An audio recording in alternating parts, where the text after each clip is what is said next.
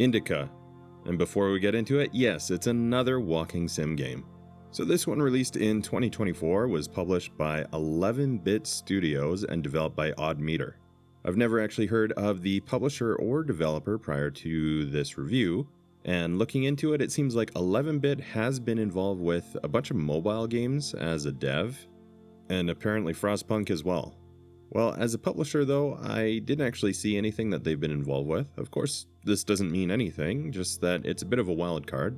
As far as Odd Meter, the only thing that I saw for them previously was a VR game called Sacrilith. So all that said, I didn't really know what to expect coming in, but hopefully by the end I can help you decide if Indika looks like something that you're interested in, and we can answer the most important question: is it worth it for you? Let's get into it.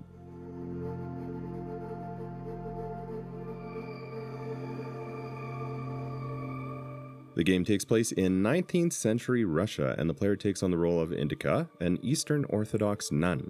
Early on in the game, she's given the task of delivering a letter to Father Herman in the Danilov Monastery. Along the way, she meets another character, Ilya, and the two will continue traveling together. As you travel and continue on towards your overall objective, Indika will sporadically hear a voice which is explained to belong to the devil, as well as see visions.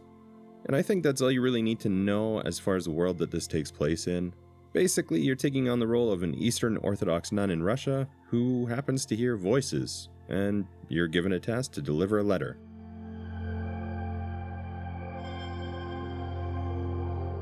The game takes place in third person while you play as the protagonist Indika, and you follow a very linear progression as you follow her journey, which starts out as a simple task to deliver a letter. For the most part of the game, this is just going to be a typical walking sim, or very simple walking sim style. You just keep following the path, and the main gameplay feature is going to be the environmental storytelling, the dialogue, and the narration. There is some light puzzle solving, but honestly the puzzles are very few and extremely simple. I'm just emphasizing that because I don't want you to think that this is a puzzle solving game. It's not. It's a walking sim that has a couple of puzzle solving segments within it. There's also a little bit of platforming, but again, same description as the puzzle solving. Now, the biggest deviation from the very standard walking sim style is going to be the retro style minigames that are within the game. These are going to be sprinkled just kind of throughout, and you play them at different points in the story. If I'm being totally honest about the difficulty here, this is probably going to be the most challenging part of the entire game, as you must complete these in order to progress the story along. That said, the minigames do have unlimited attempts, so you'll get through them eventually. It just might take you a couple of tries if you're not familiar with the type of game. As far as mechanics and gameplay, that's really about it. There's no combat, there's very few puzzles, and there's really not too much in terms of actual gameplay aside from the story being told and the experience of the environments, and just generally continuing forward on your journey. There is some experience and leveling up, but it doesn't really have too much of a practical effect. You'll see as you play through. It's kind of spoilery to talk about it even, but really it's just if you find certain objects, you can actually gain some extra experience. If you interact with some things, pick things up, or light some candles, that sort of thing. But again, this isn't going to have too much of a practical effect in the game, it's more of a storytelling device. Now, everything that I just said is not to dissuade you if you're interested in the game, I'm just trying to be as honest as possible about it. This is a story-focused game, and traditional gameplay takes a huge backseat in this one.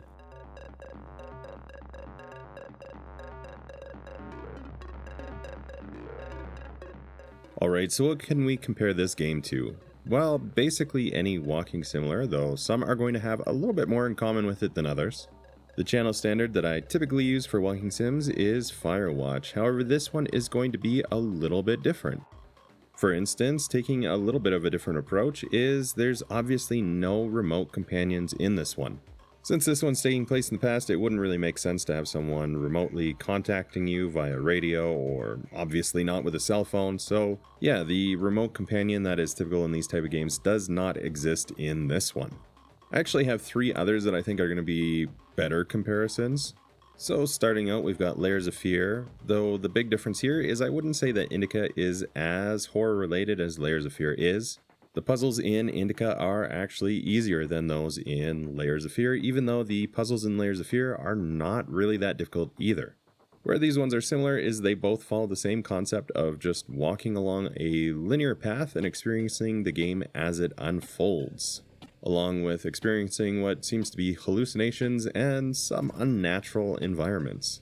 Next up, I would say the Senua or Hellblade games. So in Hellblade, we do have much more developed gameplay. However, I still consider Hellblade games to be more in the walking sim related category. They do have combat, but the main focus is, again, just walking and experiencing the game and the story as it unfolds. Both are going to feature a female protagonist who has some kind of mental struggles that they're dealing with, and a malevolent voice that they hear from time to time, which in both games has them questioning what they're doing and their abilities if they can actually complete their task. And lastly, I want to compare to The Park. As with the previous game, a female protagonist with mental struggles, though The Park is more similar along the lines of the walking sim than Hellblade. What I mean by that is if you've played The Park or Layers of Fear, then I would say those ones are much more similar in that they don't allow for much deviation from the main path, and the gameplay itself is much more simplified and there's more of a focus just on the story itself rather than playing through traditional gameplay elements. And all this is true for Indika as well. The game wants to have you experience the narrative and you're pointed in the direction that they want. From there you just follow the path and experience the story as it comes. Although there is a dark edge to Indika, I would say it's certainly not a true horror game like Layers of Fear or The Park. Instead, this one is leaning more into the dark and disturbing rather than going for jump scares or traditional supernatural horror.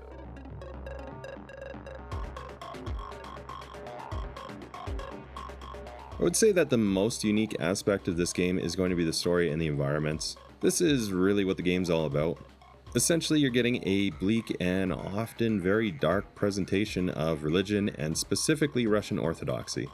The game is going to continually bring up concepts such as obedience and sin, as well as the internal struggle that Indika has between what she's told is good and the voice of the devil in her head, which is essentially contradicting it all and having her question things. Aside from that, it's a fairly straightforward walking sim, with the exception of the addition of retro-style game segments. These do break up the otherwise almost completely walk-and-hear narrative style of the game. A couple of them are actually somewhat challenging. You do end up playing over and over until you beat them, so don't worry. It's not like you get a game over, and you don't really suffer any penalties if you don't get it on the first attempt. A couple of them did take me a few tries to complete though. As far as performance and bugs, I didn't really run into any issues. Hopefully you don't. Obviously, I can't guarantee a flawless playthrough, but I didn't have any issues with completing this one.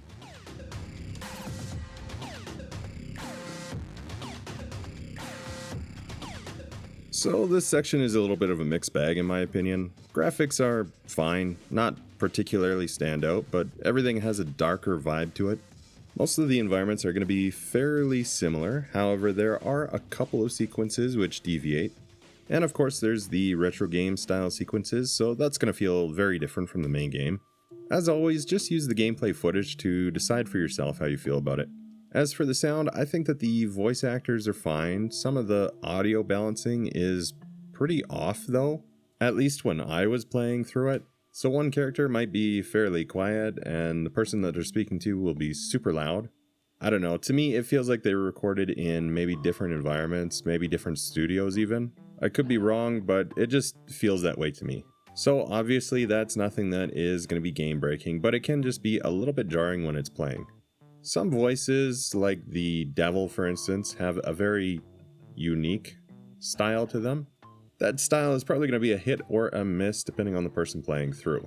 Overall, I'd say dialogue is fine, though considering the fairly controversial nature of it, I'm going to go ahead and make the prediction that this is something that you're either going to really gravitate towards or be completely turned off from.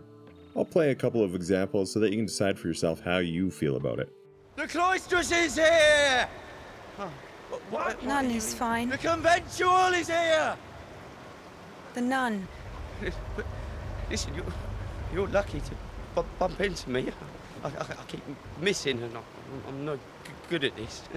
I don't even understand the point of this whole choice thing, this freedom that God has graced us with. Why would God need our so-called freedom if in the end he's only satisfied with strictly defined choices? He could have just made me in a way he would have liked me. Imbecile was a medical diagnosis, so she was just using the word literally. In any case, Tikon couldn't hear her. Quiet, quiet, little doggy. We won't hurt you. Are you crazy? Run!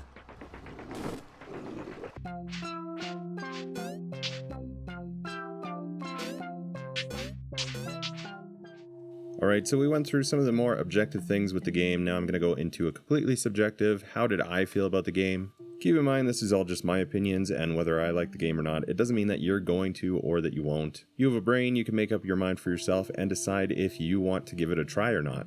I'm not here to influence you and tell you yes, you should like this game, or no, you absolutely must hate this game. My whole point here is just to show games so that people can find things that they're interested in, or help them come to the conclusion that it's better to just skip on it and not waste their time or money. So with all that said, if you're new here, I also don't do any kind of ratings or anything like that because I think they're totally pointless. But if all that sounds good, let's get into my discussion on whether or not I enjoyed the game Indika. And so here we go. Did I enjoy the game Indika? I'm not enjoying it as much as I hoped. Not as much as I was hoping when I came into it.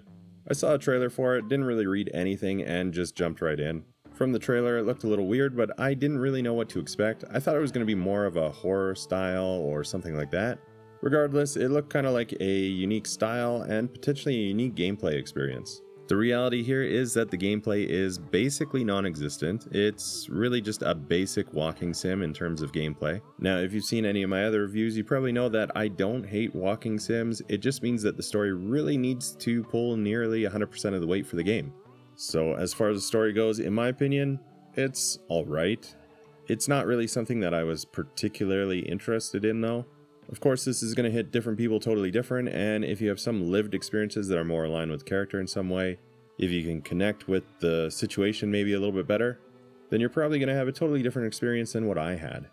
One critique that I do have that's not really directed at this particular game, but I don't understand why these games that are either walking sim or walking sim adjacent games with a female protagonist, they always seem to write it so that the main character has to suffer from some kind of mental health condition.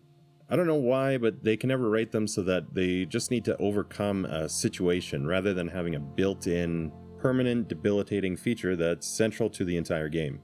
I don't know why, but it seems like they can't write a female protagonist who doesn't hear voices or hallucinate or some other combination. Whether the character is suffering from paranoia or schizophrenia or something else, they always have to have something. So if we take the game Firewatch, which is sort of my gold standard in walking sim games, in that game it's a male protagonist and the character obviously has had struggles to deal with, but he's not suffering from a mental disorder which gives him vivid visual or auditory hallucinations. Instead, he gets to have an arc where he can overcome the struggles that he faces.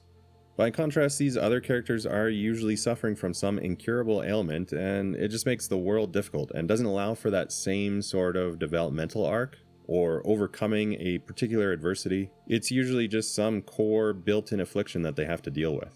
And so the characters then have to continue on in spite of their affliction rather than having that hero arc, allowing them to overcome and defeat their personal adversity. So it could be that I'm looking way too deep into this, but it just seems kind of odd that the default for these games always seems to go there. And I just don't understand why. Or maybe I just don't have a lot of experience in these kind of games and I just so happen to find these ones. Again, the games that I was comparing to are the Senua or Hellblade games as well as the Park.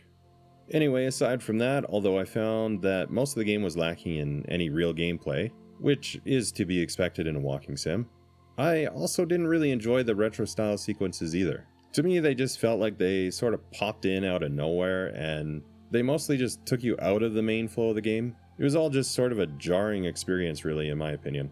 I felt like it didn't make sense in the context, but I'm guessing that it was just done to add some levity from an otherwise dark and serious tone of the game.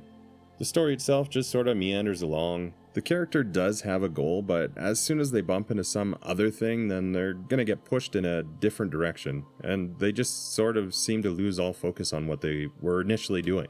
They seem to just be controlled completely by the outside environment or circumstances. rarely ever doing anything intentionally, but instead just embracing that NPC attitude of, oh, well, I guess I'm doing this now.